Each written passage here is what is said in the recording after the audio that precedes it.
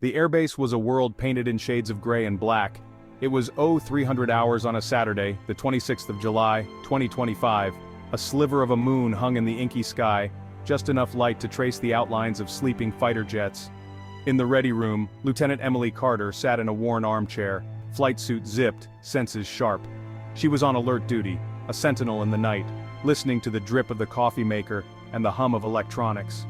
The stillness was a comfort, a sign all was well in the skies she protected. Emily thought of her family, her promise to be a guardian in the night. Suddenly the stillness shattered. A piercing siren cut through the quiet, adrenaline surging. Instantly the calm was gone, replaced by electric energy. The book fell from Emily's lap. She was on her feet before the first echo of the siren faded, heart pounding. The night had just begun.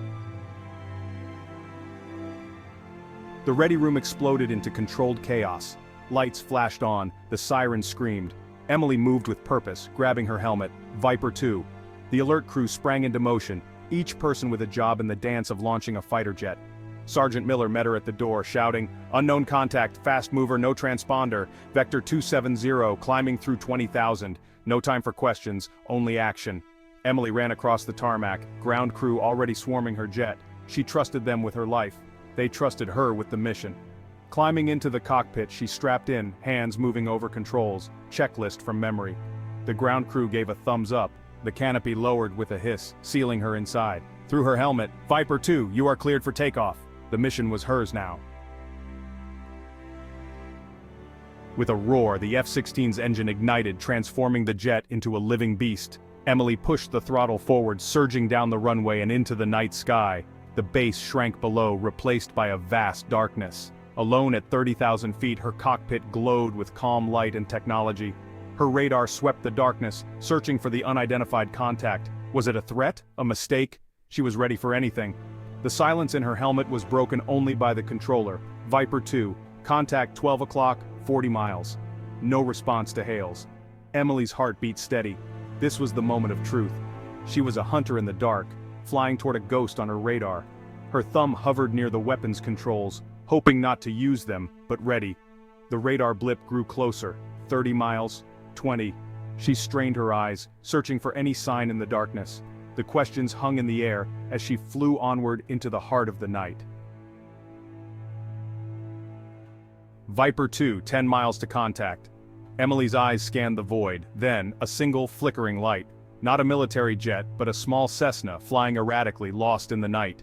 Instantly, Emily's mindset shifted. This was a rescue, not combat. She switched to the emergency frequency. "Unidentified aircraft, this is Viper 2. I am on your left wing. Please acknowledge." Silence. She flew close, careful not to startle the pilot. A single figure in the cockpit, head down, scared and confused. "I am here to help you," she broadcasted. "Follow my lights." She switched on her brightest navigation lights, becoming a beacon in the darkness. The Cessna's wing dipped in response. A faint voice, "Help! I am lost! My instruments are out!" Relief washed over Emily. "You are not alone anymore. Just keep my lights in sight and follow me." Her mission was now salvation, guiding a lost soul out of the darkness. Emily led the way, a bright star for the small Cessna to follow. She flew slowly, matching the struggling plane, her voice a constant reassurance.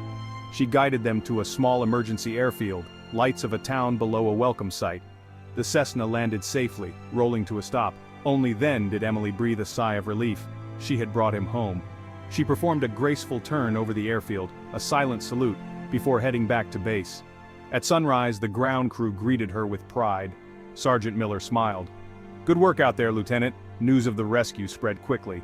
In debrief, her commanding officer praised her calm and quick thinking. For Emily, the praise was secondary. The life she saved mattered most.